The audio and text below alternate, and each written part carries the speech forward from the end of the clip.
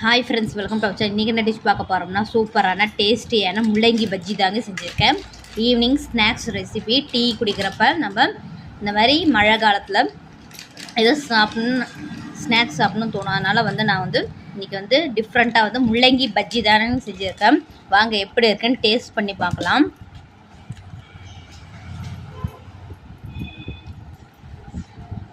உள்ளார பாருங்க, சாஃப்டாக அந்த முள்ளங்கி எல்லாம் நல்லா வெந்து இருக்கு. இந்த முள்ளங்கியோட அந்த ராஸ்மில் வரவே இல்லைங்க. சூப்பராக டேஸ்ட்டாக கிறிஸ்பியாக இருக்குங்க. வாங்க எப்படி செய்யலாம், வீடியோக்குள்ளே போயிடலாம். பவுலில் நம்ம ஒரு கப் அளவு கடலை மாவு ஆட் பண்ணிக்கலாங்க. அரிசி மாவு ஒரு 2 டேபிள் ஸ்பூன் ஆட் பண்ணிக்கலாங்க. தூள் ஒரு 1/4 டீஸ்பூன் ஆட் பண்ணிக்கலாங்க. மிளகாய் தூள் 1/4 டீஸ்பூன் ஆட் பண்ணிக்கலாம். சீரகம் ஒரு 1/4 டீஸ்பூன் ஆட் பண்ணிக்கலாங்க. பெருங்காயத்தூள் 1/4 டீஸ்பூன். உப்பு தேவையான அளவு. தண்ணி ஊற்றி நம்ம கொஞ்சம் கொஞ்சமாக கலந்துக்கலாங்க. இப்போ நம்ம இதில் சூடான எண்ணெயை ஒரு 2 டேபிள் ஸ்பூன் ஆட் பண்ணிக்கலாங்க.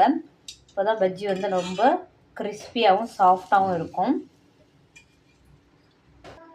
இப்போ இந்த மாவில் நம்ம முள்ளங்கியை டிப் பண்ணி நம்ம எண்ணெயில் போட்டு பொரிக்க போகிறோம். இன்றைக்கி நம்ம ஸ்நாக்ஸுக்கு முள்ளங்கி பஜ்ஜி தாங்க செய்ய போகிறோம். ரொம்ப டேஸ்ட்டாக இருக்கும், கிறிஸ்பியாகவும் இருக்குங்க. முள்ளங்கி பிடிக்காதவங்களுக்கு நம்ம இந்த மாதிரி ஸ்நாக்ஸாக செஞ்சு கொடுத்தோம்னா அவங்க விரும்பி சாப்பிடுவாங்க. குழந்தைங்க ஈவினிங் ஸ்நாக்ஸுக்கு நம்ம இந்த மாதிரி செஞ்சு கொடுத்தோம்னா அவங்க ரொம்ப விரும்பி சாப்பிடுவாங்க. டீ டைமுக்கு ஏற்ற ஒரு ஸ்நாக்ஸ் ரெசிபிங்க. பாருங்கள், பஜ்ஜி வெந்துடுச்சு, கலர் சேஞ்ச் ஆகிடுச்சு. இப்போ நம்ம எண்ணெயிலேருந்து எடுத்துடலாம்.